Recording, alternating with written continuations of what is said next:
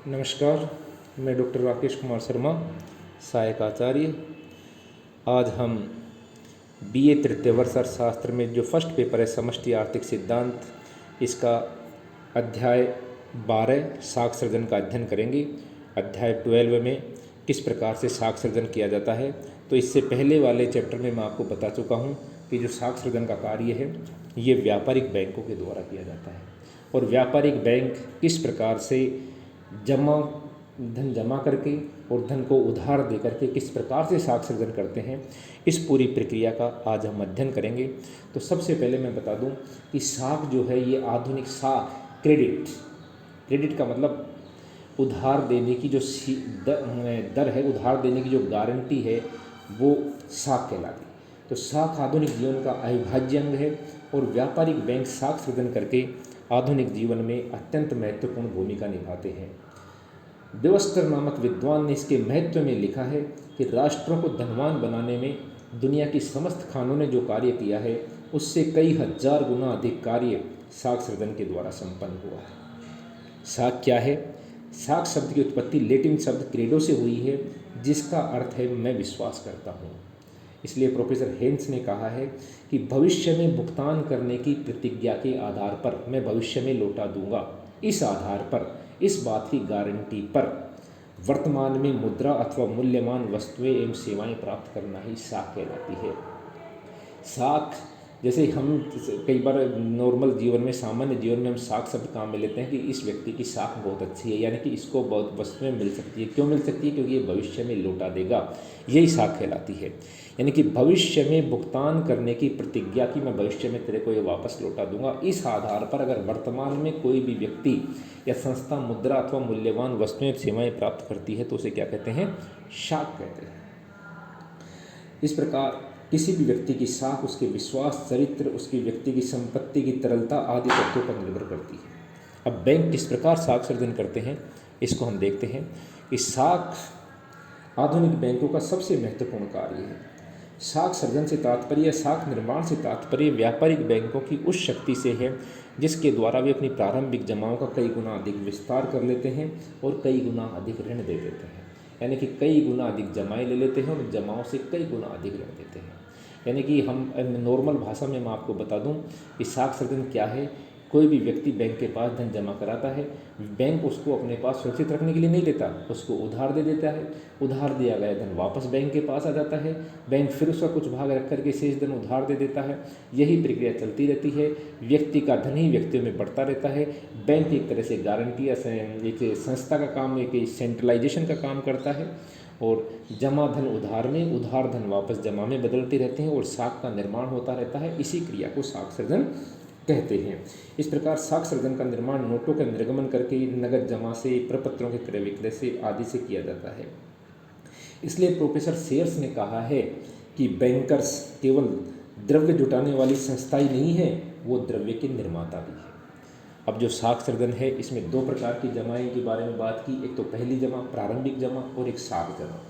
तो जो धन जनता द्वारा मुद्रा के रूप में बैंक में प्रारंभिक रूप से जमा कराया जाता है उसे प्रारंभिक जमा या नगद जमा या प्रत्यक्ष जमा कहा जाता है। क्योंकि इस धन की उत्पत्ति में बैंक का कुछ भी हाथ नहीं रहता, इसलिए इसे निष्क्रिय जमा भी कहते हैं। इसके बाद सेकंड नंबर पे आती है व्युत्पन्न जमा या साख जमा। बैंक प्रारंभिक जमाओं का एक कुछ भाग ही नगद रूप में रख करके शेष धन उधार दे देते हैं। इस प्रकार बैंकों द्वारा दिया गया उधार या ऋण या तो ऋणी का खाता खोलकर उसे खाते में जमा करा दिया जाता है या दूसरे बैंक में ले जा करके ऋणी व्यक्ति उसको जमा करा देता है, उसे साख जमा कहते हैं। तो ये ऋण प्रारंभिक जमा से जो उधार दिया जाता है वो उधार वापस जब बैंक के पास आती है तो वो साख जमा का रूप ले लेती है। तो ये दो प्रकार की जमाएं हैं। अब इन जमाओं से कैसे बैंक कार्य करता है वो हम देखेंगे। उससे पहले मान्यताएं कि मुद्रा, ये साख सृजन की प्रक्रिया तभी संपन्न होगी जब मुद्रा बैंक से बाहर एक हाथ से दूसरे हाथ में नहीं जाए।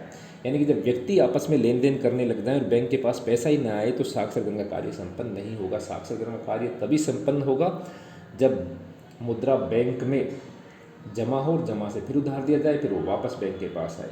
और दूसरा, बैंक अपने पास अतिरिक्त रिजर्व ना रखे। यदि बैंक अपने पास रिजर्व रखने लग गया, जब जो धन जमा होता है उसका कुछ भाग ही रख करके शेष उधार दे, अगर वो ज़्यादा अपने पास रखने लग गया तो साख सृजन की प्रक्रिया विफल हो जाएगी। तो इस प्रकार बैंक ऋणी व्यक्ति को चेक या अन्य साख पत्रों की सहायता से राशि निकालने की सुविधा देता है। इस प्रकार बैंक जितना अधिक ऋण देगा उसके पास उतनी अधिक जमाएं होंगी, और बैंक जितनी अधिक जमा प्राप्त होती हैं उतना ही अधिक ऋण देता है। इसलिए ऋण, प्रोफेसर कीन्स ने कहा है कि ऋण जमा में परिवर्तित हो जाता है, जमा ऋण में परिवर्तित हो जाता है। इसलिए ऋण जमा की संतान है और जमा ऋण की संतान है। ये कोटेशन कई बार एग्जाम में आ जाती है कि स्पष्ट कीजिए कि ऋण जमा की संतान है और जमा ऋण की संतान है। तो इसका मतलब ये है कि साख सृजन की प्रक्रिया को समझाना है। अब साख सृजन की प्रक्रिया 3 प्रकार से, एक बैंक एक जमा, कई बैंक एक जमा और कई बैंक कई जमा। तो पहला है कि माना देश में एक ही बैंक है और उसमें एक ही धन जमा हुआ है, तो एक ही व्यक्ति उसमें बचत खाते में धन जमा करवाता है, तो बैंक उसका कुछ भाग नगद कोष के रूप में रख करके शेष धन किसी दूसरे व्यक्ति को उधार दे देगा। उधार दिया गया धन किसी तीसरे व्यक्ति के माध्यम से वापस बैंक में जमा हो जाता है। इस प्रकार जमा ऋण में और ऋण जमा में बदल जाता है। यह प्रक्रिया निरंतर चलती रहती है और साख सृजन की प्रक्रिया संपन्न हो जाती है। अब माना प्रारंभिक जमा के रूप में एक व्यक्ति ए 100 रुपये प्रारंभिक जमा के रूप में जमा करवाता है। यदि बैंक उसका 20% रिजर्व रूप में रखे तो शेष 80 रुपये उधार दे देता है। 80 रुपये जो दिए जाते हैं उसको वापस बैंक के पास किसी तीसरे व्यक्ति के माध्यम से आ जाते हैं। बैंक उसका फिर 20% यानी कि 16 रुपये अपने पास रखेगा, शेष धन 64 रुपये वापस उधार दे देगा। उधार दिया गया 64 रुपये फिर किसी चौथे व्यक्ति के माध्यम से वापस बैंक में जमा हो जाता है। बैंक फिर 64 रुपये का 20% यानी कि अपने पास 12 रुपये 80 पैसे रख करके 51 रुपये 20 पैसे वापस उधार दे देता है। यही प्रक्रिया निरंतर चलती रहती है और ये जब तक चलेगी जब तक कि प्रारंभिक जमा रिजर्व अनुपात के रूप में बैंक के पास सुरक्षित नहीं हो जाती, और इसे ही हम साख सृजन की प्रक्रिया कहते हैं। अब माना यदि बैंक में कई बैंक और एक नहीं जमा हो तो ये प्रक्रिया किस प्रकार से संपन्न होती है कि माना देश में कई बैंक हों और लेकिन जमा केवल एक ही होती हो, तो यह प्रक्रिया थोड़ी जटिल होती है, क्योंकि इसमें प्रथम बैंक ने जिस व्यक्ति को कर्ज दिया था संभवतः इसे किसी दूसरे बैंक में जमा कराएगा, क्योंकि कई बैंकों की स्थिति है। दूसरे बैंक की जमाएं बढ़ जाएंगी, वह रिजर्व अनुपात के रूप में रख करके फिर उधार देगा, जिससे तीसरे बैंक की जमाएं बढ़ जाएगी। तो इसमें जो साख सृजन की प्रक्रिया संपन्न होगी वो एक बैंक में नहीं होकर के कई बैंकों में संपन्न होगी, मल्टीप्लाई होगी, और कई बैंकों में साख सृजन की प्रक्रिया चलती रहेगी। लेकिन यही सिचुएशन यदि कई बैंक और कई जमाओं के रूप में आ जाए, जो कि वर्तमान स्थिति है, तो ये किस प्रकार से संपन्न होगी।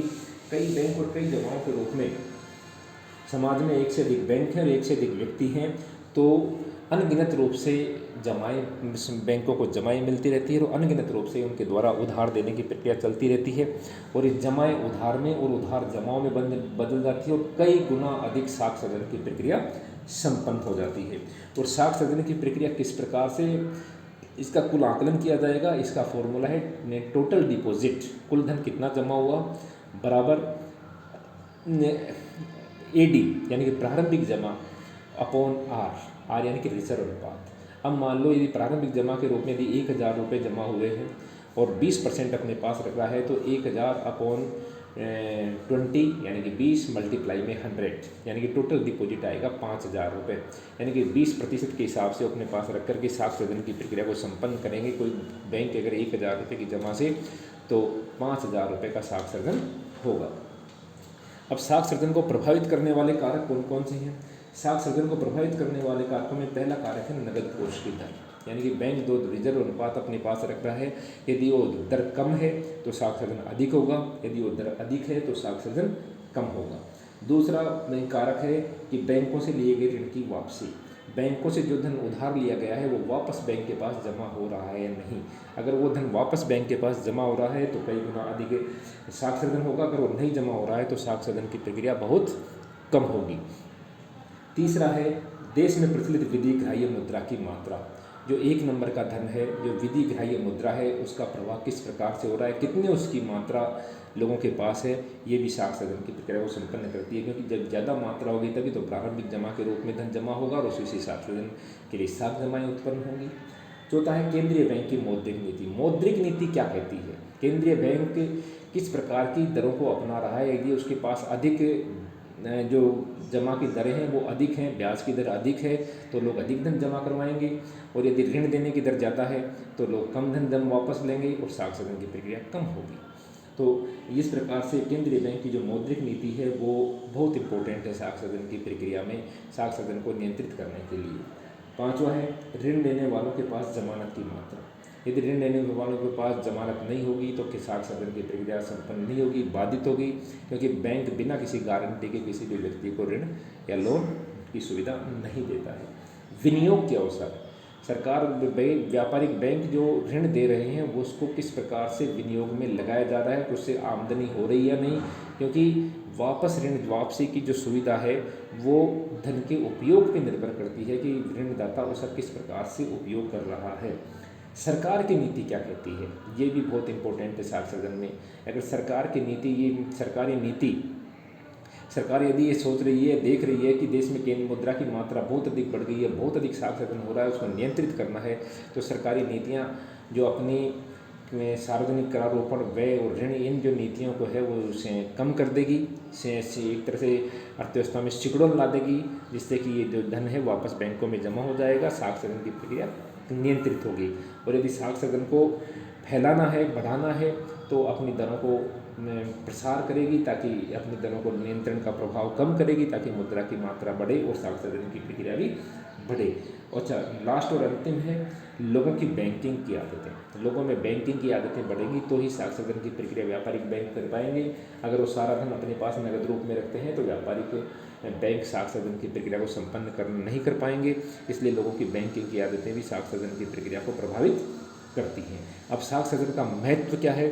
साख सदन जो है वो आर्थिक विकास में योगदान, साख सदन का आर्थिक विकास में बहुत अधिक योगदान है, क्योंकि जो मुद्रा है वो जमा धन कई गुण, जो नगद धन है वो कई गुना अधिक जमाओं में, कई गुना अधिक ऋणों में परिवर्तित हो जाता है, और साख सदन के द्वारा देश के आर्थिक विकास को बढ़ावा मिलता है।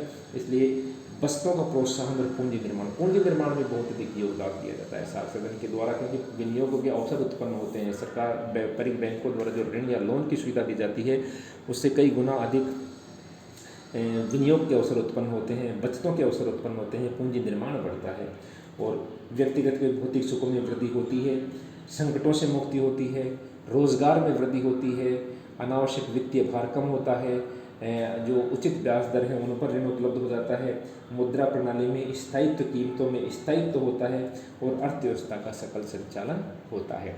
इस प्रकार जो साख सदन व्यापारिक बैंकों के द्वारा किया जाता है, जिसमें उनके प्रारंभिक जमा धन के आधार पर ऋण देना और ऋण के आधार पर वापस जमा प्राप्त करना, साख जमा लेना, ये जो प्रक्रिया है ये अर्थव्यवस्था में व्यापारिक बैंकों द्वारा अपनाई गई जो प्रक्रिया है वो बहुत ही महत्वपूर्ण है, बहुत ही उपयोगी है।